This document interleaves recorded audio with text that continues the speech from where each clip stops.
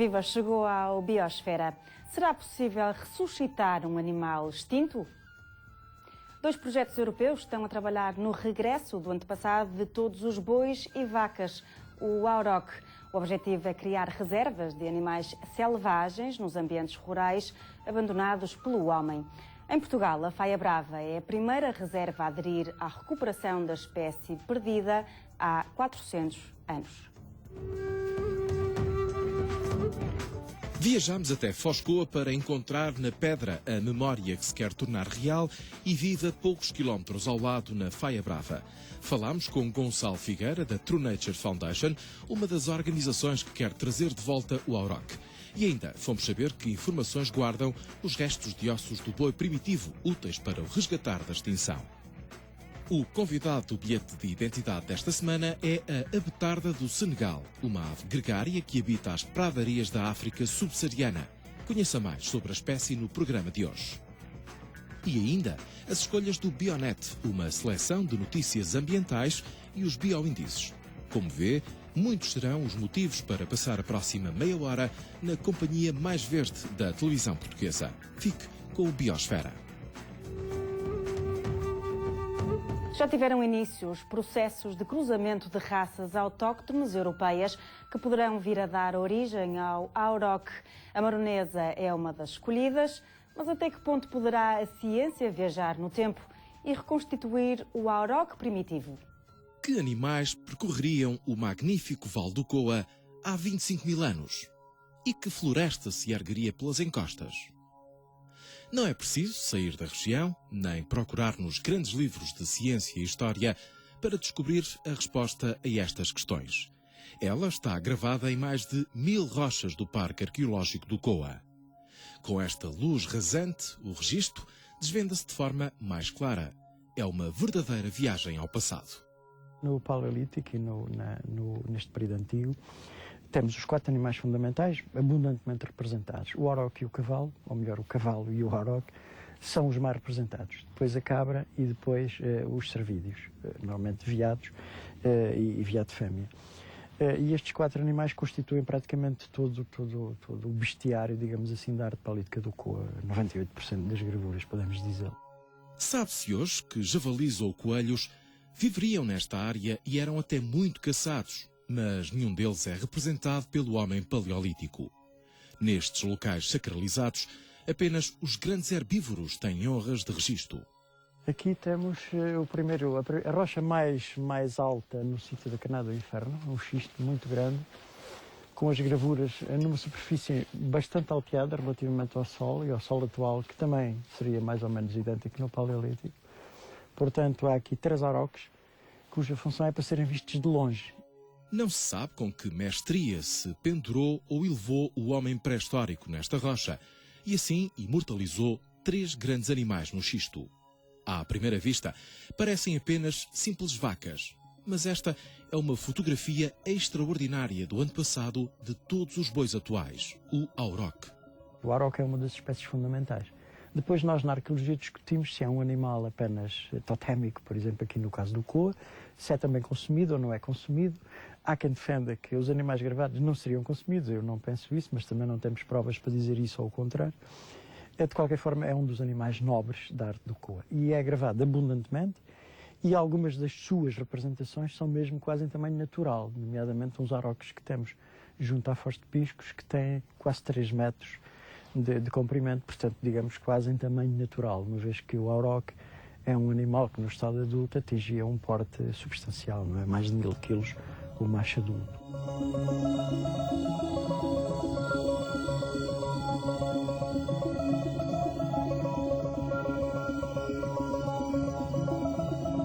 Podemos ver aqui este húmero distal de AUROC, portanto, é só uma parte distal, é só aqui esta parte do cotovelo, nem sequer é o osso inteiro, e eu diria que ele,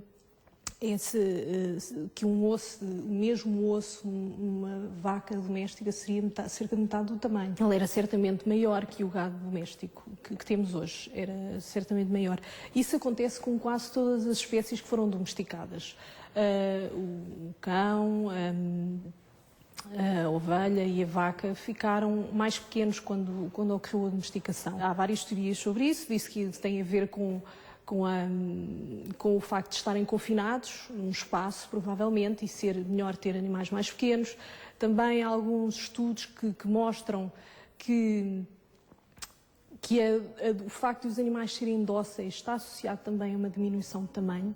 Cleia Tetry é especialista em osteometria e encontra nos ossos pistas da relação entre o boi primitivo e o homem. Por exemplo, nestes sítios com cheios de musgo, que é um dos sítios também que tem maiores restos animais deste período mesolítico, que terá sido há cerca de 8.000 a 7.000 anos, nós podemos ver que esta espécie aparece em 5 a 10% do conjunto total. E também sabemos que representa uma grande quantidade de carne. Claro, teria também uma grande importância nesse aspecto. Mas, portanto, podemos imaginar que chegaria aos 15 a 20% de biomassa utilizada para estas populações. Pensa-se que na Península Ibérica o último auroch tenha sido extinto há 4.000 anos. E na Europa, o último exemplar morreu em 1627 na Polónia, condenando a espécie à extinção. Ou talvez não tenha que ser assim. Cientistas portugueses e estrangeiros acreditam ser possível fazer regressar o auroch à Europa. O auroch acaba por ser quase uma necessidade. Durante muitos anos, o ser humano, fez um processo de seleção artificial e obteve uma variedade enorme de raças de vacas. Atualmente, essas vacas estão demasiado, ou grande parte dessas vacas estão demasiado ligadas aos humanos, ou demasiado dependentes dos humanos. Por exemplo, existem muitas raças de vacas que não conseguem ter partos sem ajuda. Então, a nossa ideia é selecionar animais que desempenham um papel ecológico o mais parecido possível a um herbívoro selvagem. Os grandes herbívoros na Europa mantém-se em muito pequenas zonas o alce, mantém-se em muitas pequenas zonas o bisonte europeu, mas na Península Ibérica nenhum tipo de herbívoro desta dimensão. Então acaba por ser um complemento ao ecossistema. Urus, da Organização Internacional True Nature Foundation, e Taurus, da Fundação Holandesa Taurus, são dois dos projetos europeus que pretendem dar vida ao touro primitivo. O grande objetivo é, em colaboração com o Rewilding Europe, criar santuários de vida selvagem na Europa, à semelhança do Parque do Serengeti, em África. Para chegar ao auroch, vão apostar em retrocruzamentos de raças. O auroch, no fundo, reúne várias características que se foram perdendo ao longo do tempo com as raças domésticas atuais. E enquanto umas preservavam umas características, outras preservavam outras, ou seja, no fundo foi separado, não é? Como fosse um puzzle que caísse no chão e ficasse afastado. Portanto, cada raça doméstica representando uma peça. Temos uma base de dados bastante complexa, então, usamos dezenas de parâmetros e avaliamos dentro das raças mais primitivas atuais quais as que são úteis para a reconstrução do auroch. E depois vemos onde é que as características das quais se encaixam umas nas outras.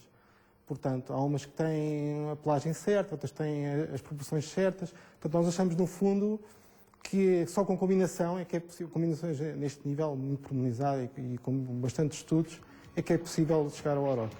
Urus e Taurus diferem na escolha de algumas das 6 raças base, mas pelo menos uma é comum aos dois projetos, a maronesa. 9 dos exemplares mais primitivos da raça encontram-se já na reserva da Faia Brava da Associação Transumância e Natureza, que colabora com o projeto Taurus. Comparando com os registros paleontológicos do auroch e com as descrições que existem do auroch, as maronesas mantêm muitas características. Por exemplo, a forma da cabeça é muito parecida, a coloração, as fêmeas serem mais avermelhadas, acastanhadas, e os machos serem escuros, pretos. A proporção de tamanhos, o dimorfismo sexual entre macho e fêmea, acaba por ser bastante diferente. E depois o comportamento, não é? São animais que vivem grande parte do ano nas zonas de serra, completamente sem serem manuseadas, vivem numa zona com lobo, têm crias, defendem as crias do lobo, conseguem ter partos no campo e conseguem ser muito bem adaptáveis a novas situações, a novos habitats. O aspecto da maronesa aviva na memória os touros primitivos. Mas estará esta raça geneticamente mais perto do auroch original do que uma barrosã ou uma mertolenga? Catarina Ginja fez até hoje uma caracterização exaustiva dos bovinos domésticos ibero-americanos. E agora quer saber como chegamos até aqui. Para analisar a questão do auroch e da herança do auroch, nós temos que andar muito para trás. Ou seja, o maior potencial está no DNA antigo e, neste sentido, nós já temos trabalho, já recolhemos várias amostras, fomos muito bem-sucedidos em extrair DNA destes ossos, não é? Destes ossos que nós vemos aqui. Temos várias partes de esqueletos de aurochs e também de animais domésticos ao longo do tempo. Portanto, como eu disse, é um estudo filocronológico, não é? Ao longo do tempo, tentar perceber quais são os processos demográficos que efetivamente deram origem àquilo que nós temos hoje. Catarina Ginja já analisou perto de 100 amostras de ADN mitocondrial antigo, ou seja, de linhagens maternas em laboratórios franceses e suecos. Eu não tenho nenhum link entre o auroch e qualquer uma das nossas raças hoje, mas tenho no intermédio, ou seja, dos dados que nós já temos e que ainda não estão publicados, corroboram esta ideia de, ao longo de todo o sul da Europa, haver um padrão distinto do norte da Europa. Portanto, no norte da Europa, os aurochs, aparentemente, os que estão analisados, têm uma linhagem, P ou E, bastante distinta daquilo que se encontra hoje em qualquer raça moderna, que são todas T. T1, T2, T3, por aí fora. Na Ibéria, nós temos já comprovadamente, detectámos linhas de T em aurochs. Isto significa que as raças atuais estão geneticamente mais próximas do ecotipo do auroch que existia na Península Ibérica e não revelam ter ligação direta com os aurochs do norte. Os cientistas acreditam que essa herança deveu-se aos cruzamentos entre aurochs e animais domésticos. A literatura atual aponta 2 únicos locais de domesticação de aurochs no mundo, no Médio Oriente e no Vale do Indo. Daqui ter-se-ão espalhado pela Europa, através de 2 grandes rotas, a do Danúbio e a Mediterrânica. Mas os dados mais recentes não excluem eventos de domesticação local europeia. A descodificação do genoma abre a porta a uma possibilidade polémica, a clonagem. É uma vertente que nós não podemos nunca descartar, mas não podemos usar apenas um genoma, sabe? Não podemos usar apenas um genoma, porque depois da decisão animal nós temos que tentar trabalhar com o maior número de genomas possível. Então, neste momento estamos a recolher restos de auroch de toda a Europa, da Roménia, Península Ibérica, Itália, Inglaterra, para verificar se existem alguns restos de DNA que se possam utilizar e depois, eventualmente, clonar. A nossa prioridade deve ser, certamente, o que existe, defender a biodiversidade que existe, seja de espécies selvagens ou de espécies domésticas. Porque as nossas raças são raças ameaçadas, não é? São raças que não têm um número e um efetivo muito grande, não é? Se compararmos com raças mais produtivas. E tudo isto é património ameaçado. Nós temos o caso da garvonesa, nós temos o caso da algarvia, que é considerado, de certa forma, um ecotipo da alentejana que já se extinguiu. Portanto, há todo um contexto que, para mim, faz muito mais sentido proteger do que nós investirmos na recuperação de um auroch. Nos anos 30, no período da Segunda Guerra Mundial, houve outras tentativas de ressuscitar o boi primitivo. Daí resultou o Eck Cattle, uma raça criada em grande parte no laboratório e que se tornou bastante agressiva. Os cientistas evitam, por isso, falar muito de clonagem ou de modificações genéticas em laboratório. Mas esses métodos não estão excluídos nem do projeto Urus, nem do Taurus. Na Faia Brava, as maronesas comem serenamente, alheias ao papel que têm neste grande projeto de recuperação. Há um ano na reserva, fogem quando sentem aproximação humana, comportando-se como um verdadeiro animal selvagem. As maronesas que temos aqui eram animais de produção, eles vinham mesmo gordas quase. E ao trazê-las para aqui, deixaram de ter ração, deixaram de ter a suplementação de cereal, de palha, e têm que procurar o seu próprio alimento. E notou-se um desenvolvimento na musculatura, ou seja, estão um bocadinho mais musculadas mas mantém um aspecto bastante saudável, o pelo em muito bom estado, já houve nascimentos, já houve partos aqui na Faia Brava, por isso elas estão adaptadas. Juntamente com os cavalos, vão desenhando uma nova paisagem. Um dos principais benefícios de ter herbívoros na paisagem vê-se claramente aqui atrás de nós. Existe uma vedação, do lado direito existem herbívoros, que é dentro da reserva da Faia Brava, do lado de fora são vizinhos nossos e não têm herbívoros presentes a tempo inteiro. E isso tem um impacto bastante importante no ecossistema, seja na redução de combustíveis, na prevenção de incêndios, seja num ponto de vista ecológico, na evolução da paisagem. Não é? Tem clareiras, zonas mais abertas, e isto acaba por trazer alguma diversidade, algum benefício no crescimento de espécies, no crescimento de árvores, e acaba por complementar a sucessão ecológica e a evolução para um estado o mais natural possível. Não? Os herbívoros sempre fizeram parte da paisagem e nós aqui estamos a trazê-los de volta. Em breve, serão cruzadas com vacas vizinhas.